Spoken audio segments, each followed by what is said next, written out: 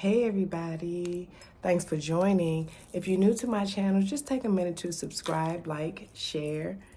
Also, my website is SaveTheBabyHealing.com. So if you'd like to make an appointment to get your own personal reading, by all means, check out my website. So today the message is to flow. That was the message that I woke up with this morning. It was like to flow, right? I've been listening to this song called Be Like Water. We have to learn how to really be like water. We're mostly made up of water, right? So when we learn how to get into that flow, and understanding the flow is everybody's flow is different. Everybody's flow is not the same. Everybody's flow is not about what you know, right? Because we can be fed the same knowledge, the same religion, but we don't have the same intuition. So that's why everybody's flow is different. It's not based on just what you know, because whatever you downloaded in your brain computer, yeah, that's what you know. But is that your flow? Only your soul knows what your flow is. And the only way that you can understand what that is getting in tune, in align with your soul. In order to get in tune with your soul, then your mind and your body has to be aligned as well, right? So I have been getting a lot of people coming to me talking about stagnant energy. I feel stuck. And a lot of times we feel stuck because we need to rest. We work, we pay bills, and then we work some more. We take care of our children. We work some more. We take care of our mates. We take care of our spouses. We have to tend to our bosses, our supervisors. You know, we have to wear all of these hats, right? And then we start believing that that's our flow. But at the end of the day, no, that's your ego's flow.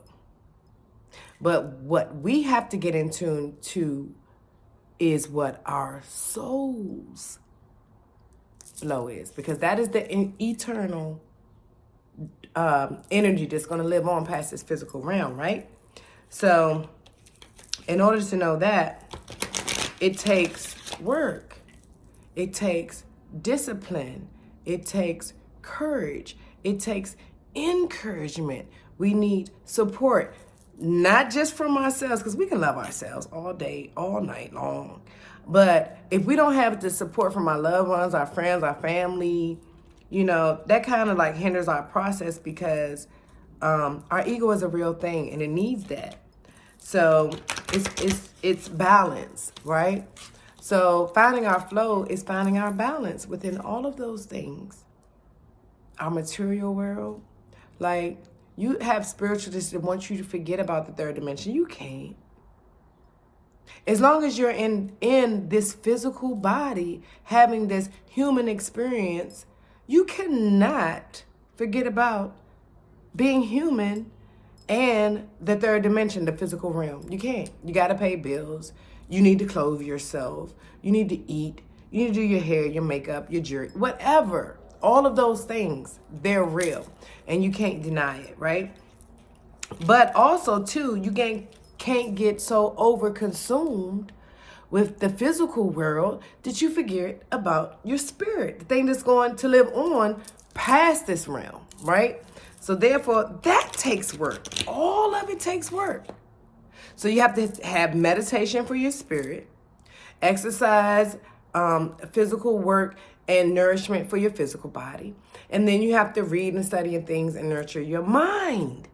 All of these things. So that is how you determine your flow. When you determine what your mind needs, what your body needs, what it requires, and what your spirit needs. And remember, your flow is not about what you know, what you've taught yourself, what you have programmed yourself to believe what it should be, right? So we live that part, the first part of our lives. And then we figure out later on that, hey, wait a minute. I might want to do something different. And then you come into where we are now, right? And then you get in the fourth dimension and you start asking some questions, and you're trying to come up out of and reprogram yourself to a better understanding so you can get closer to your peace, right? Because isn't that what this life's journey is all about? Finding happiness, peace, and operating from a place of unconditional love, not just for ourselves, but for those that are around us, our friends, our family, our colleagues, like anybody that comes in contact with us. Like, we want to come from a place of unconditional love. Because isn't that the only thing that really matters, right? So talking about finding our flow. So I'm going to put a couple of cards for you guys. And also understanding too, finding your flow isn't always comfortable. It's unpredictable. Like, when I started following the cycles of the moon and like really going outside, looking to see where the moon was, and if you really go outside to see really where the sun is, and we know even the waters, the tides, the oceans, they're never always the same. They could be still waters, choppy waters, or it could just be a nice little wave. Throw a rock on it, you see riffles. But it's unpredictable, right? We could do certain things to entice a reaction. But the reaction is really unpredictable until it actually happens, right? And that's how this life journey is. It's unpredictable. So therefore, in order for us to not get stuck in that place of worry, doubt, fear, that we're not going to manifest the desires of our heart, to not get stuck there, we have to learn how to flow like water. Like, to just trust the universe. Have faith. Like, we can say it all day and all night long, but at the end of the day, there's always something back here. And that's okay. It's called being cautious. But what I want us all to understand is that's just a part of the process. Don't get stuck there. Don't worry. Don't fear.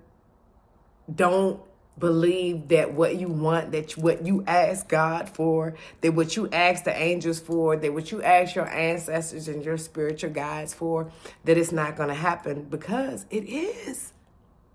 It is. And when you learn how to flow,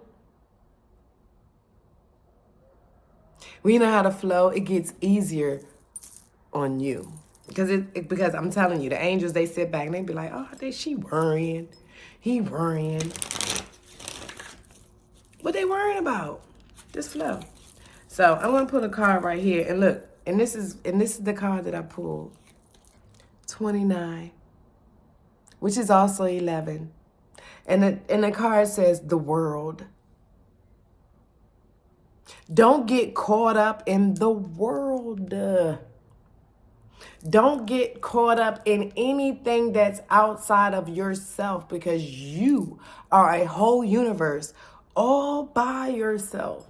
And if you've been following me, you probably heard me say it before. We all live on this planet together, but we're all in our own separate worlds.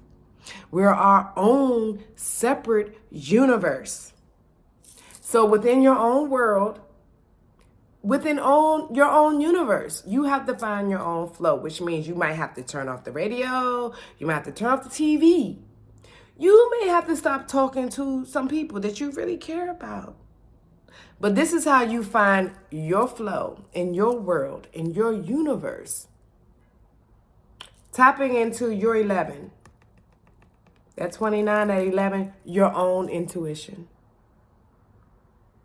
Sitting still and listening. This is how you find your flow. Okay? So I'm going to end my video right here, because this pretty much sums it all right here, what I was trying to say. Find your flow. It's not all about what you know. all about what you've been taught, all about what you believe. Because if you have got to that point and everything you believed in has not brought you peace and happiness, it's time for you to get into your own world, into your own universe, tap into your own intuition. That voice that you have been denying and suppressing that keeps hollering out at you, telling you what you need to do. Here's your confirmation. All right? So that is the message today. Like, share, comment, subscribe. Check out my website at SaveTheBabyHealing.com. I also have a Facebook page, a group called Save the Baby Healing the Inner Child, because everything starts there. Okay? Starts with our inner self, our inner child, who's our gatekeeper. All right? So if you would like a personal reading, by all means, please reach out. And thank you so much for watching. Namaste.